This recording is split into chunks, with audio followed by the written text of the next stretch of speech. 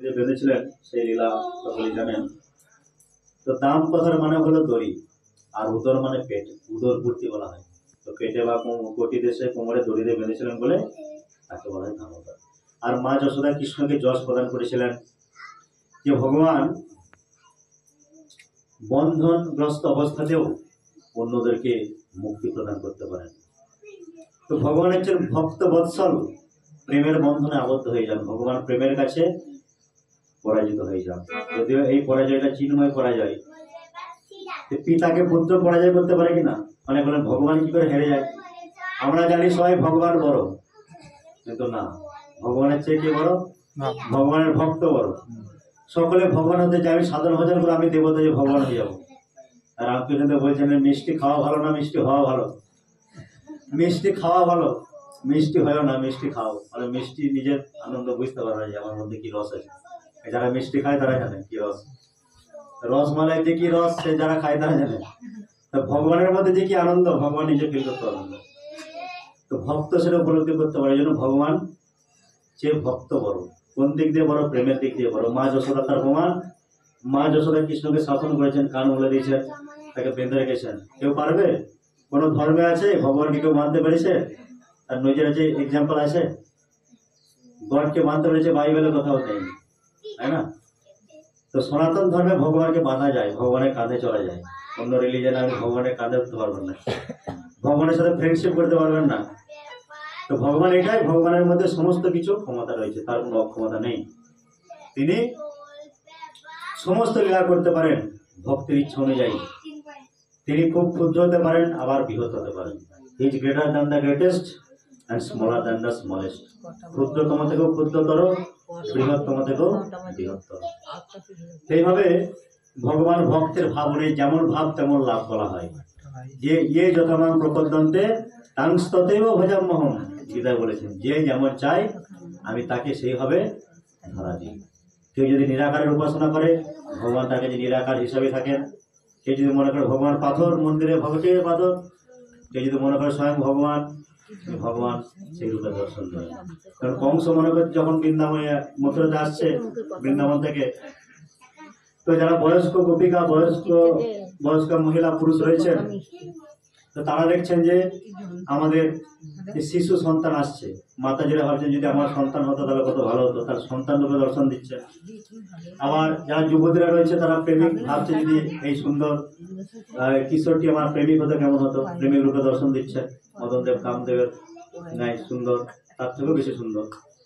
আবার যারা যোদ্ধা তারা হচ্ছে আমাদের জন্য বিরাট বড় মল্ল যোদ্ধা আসছে, যেমন ভাব তারা সেইভাবে দেখছে। আর কংস কৃষ্ণকে কিভাবে দেখছে? সাক্ষাৎ যমরাজ আসছে মৃত্যু রূপে। তাহলে আপনি ভগবানের সাথে যেরকম রিলেশন তৈরি করবেন ভগবান আপনাকে সেই রূপে দর্শন দেবে।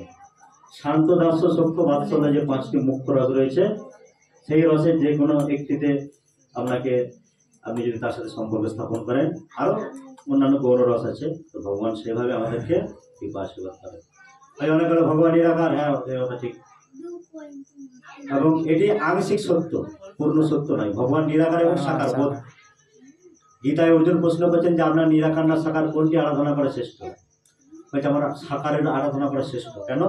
আর নিরাকারের উপাসনা করলে তুমি কষ্ট যন্ত্রণা পাবে, সেটা খুব কঠিন, অনেক যন্ত্রণা পেতে হয়। তো ভগবান আকার নিরাকার, সাকার নিরাকার বোধ এইভাবে।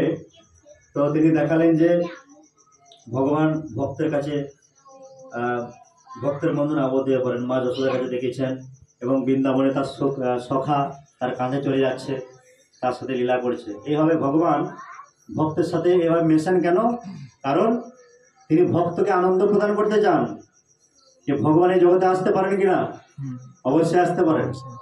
পুত্র যদি বিপদে পড়ে যায়, পিতা তাকে জল থেকে তোলার জন্য নেমে যাবে জলে। কি সম্রাট আকবরকে দেখিয়েছিলেন বীরবল, যে আকবরের পুত্র জলে পড়ে গেছে, নদীর জলে, আকবর ধুতি গুটিয়ে নেমে পড়েছে নদীতে। তখন বীরবল হচ্ছে মহারাজ, তা আমরা এত মন্ত্রী ছিলাম, সৈন্য সামন্ত ছিল, তা আপনি জলে নামতে গেলেন কেন? আপনি আমাদের এখানকার সম্রাট, তা আপনি চলে গেলে আমাদের কি হবে? বলছে আরে আমার সন্তান জলে ডুবে যাচ্ছে, আমি কি আর বসে থাকতে পারি? এক্স্যাক্টলি, আমরা এই জগতে বিপদে আসি, তাহলে ভগবান কেন আসতে পারেন না জগতে আমাদের বাঁচানোর জন্য? প্রেম সে বলো রাধে রাধে। বুঝতে পারছেন? যে ভগবান আমাদেরকে বিপদ থেকে রক্ষা করার জন্য অবশ্যই আসতে পারেন, তো তার সেই ক্ষমতা আছে, তবে তো তিনি ভগবান। তার যদি অক্ষমতা রইল তো কিসের ভগবান? ভগবান এটা পারেন না সেটা পারেন না, তাহলে ভগবানের মধ্যে কোনো ঘাটতি নেই, তিনি পূর্ণ। তার মানে তিনি যা খুশি তাই করতে পারেন তার ইচ্ছা অনুযায়ী। তো ভগবানের মধ্যে কোনো লিমিটেশন নেই, তিনি অনন্ত অনাদি। তবে দামোদর মাসে এবছর তার সময় নেই, মাস শেষ হয়ে গেল, গতকাল ছিল রাজ পূর্ণিমা, আজকে শুভ কার্তিক পূজা। তো আগামী বছর আপনারা পালন করবেন দামোদর মাস, অর্থাৎ কার্তিক মাসে 1 মাস নিরামিষ খাবেন, আমিষ খাবেন না। সরষের তেল, মসুর ডাল এগুলো বর্জন করবেন, মাছ ফলাই বর্জন করবেন। ভোরবেলা উঠে স্নান করবেন, ভগবানকে পূজা আরতি করে স্নান করে তুলসী মহারানীকে জল দান, পূজা আরতি করবেন। এইভাবে আপনাদের কি পালা হবে। আপনি যদি মনে করেন রাতারাতি সব কিছু চেঞ্জ হয়ে যাবে, তাহলে কোনো কিছু হবে না। Rome was not build in a day, রাতারাতি কোনো কাজ হয় না। তো সেই জন্য আমাদেরকে প্র্যাকটিস করতে হবে, practice makes a man perfect. ওই জন্য গীতায় কৃষ্ণ বলেছেন অর্জুনকে, অভ্যাস করো, অভ্যাস যোগের মধ্যে। তুমি যোগী ভক্ত সাধক হতে রাতারাতি পারবে না, অভ্যাস করতে হবে। তোমার জীবনের সমস্যাগুলো ধীরে ধীরে দূরীভূত হবে। তুমি কত জন্ম ঘুরে এসেছো, কত পাপ করেছো, সে কি আর এক রাতে যাবে? একদিনে কোনো কিছু হবে না। এই জন্য ভগবানের নাম জপ করতে হবে, কীর্তন করতে হবে, গীতা ভাগবত শ্রবণ করা, প্রসাদ গ্রহণ করা, মঠ মন্দিরে যাওয়া, ভক্তদের কাছ থেকে শ্রবণ করা, এইগুলি আমাদের হচ্ছে ভক্তিলতার বীজ অঙ্কুরিত হবে এর মাধ্যমে। তো practice makes a man perfect, practice করে যেতে হবে, হাই ছাড়লে হবে না। তো মা যশোদা দেখেছেন কৃষ্ণকে কিভাবে জয় করা যায়, তাকে কিভাবে লাভ করা যায়। আগামী বছর থেকে আপনারা এই দামোদর মাসে ভগবানকে ঘিয়ের প্রদীপ নিবেদন করবেন। দামোদরের ছবিতে ঘিয়ের প্রদীপ বা তিলের তেল, সরষের তেল দেবেন না। গীতা পাঠ করা, ভাগবত পাঠ করা, এগুলো করলে কি হবে, ভগবানকে দীপদান করলে আপনাদের জীবনের অন্ধকার দূরীভূত হয়ে যাবে, আলোয় ভরে উঠবে। এটা কি করে সম্ভব, এটা আপনি এখন বুঝতে পারবেন না। আপনি আরে ফিল্ড আগে নামুন, জলে না নামলে সাঁতার শিখবেন কি করে? ডাঙা থেকে বুঝতে পারবেন যে সাঁতার কি জিনিস, সাঁতারে কত আনন্দ। জলে নেমে আগে ফিল করতে হবে। তাহলে দীপদান করুন, আপনি বুঝতে পারবেন কি হবে, আপনার বিঘ্নগুলি কেটে যাচ্ছে। আর কি হবে, আপনার জন্ম জন্মান্তরের পাপের রাশি দূরীভূত হয়ে যাবে নিমেষের মধ্যে। আপনি ভগবানের ধামে ফিরে চলে যাবেন মৃত্যুর পরে। হরি বল। তা আমরা যদি গোলক ধামে ফিরে যেতে যাই, আর পুনর্জন্ম হবে না। হরিভক্তি বিলাস, পদ্মপুরাণ, স্কন্দ পুরাণ আদি শাস্ত্রে বলা, যেগুলো আমার মন করা কথা নয়। একটা দীপদান করে ভগবানের কাছে চলে যাবো, এ কি করে হয়?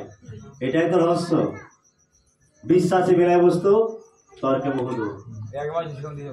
তো শ্রীলঙ্কায় ফিরে আসার সময় কয়েকজন রাক্ষস সেনা যেতে পারছে না, যে কি করে ফিরবো। বিভীষণ বললেন, একটা জিনিস দিচ্ছে, এটা তোমাদের ড্রেস যে পড়া আছে তাতে বেঁধে রেখে দাও, কোটে বেঁধে রেখে দাও।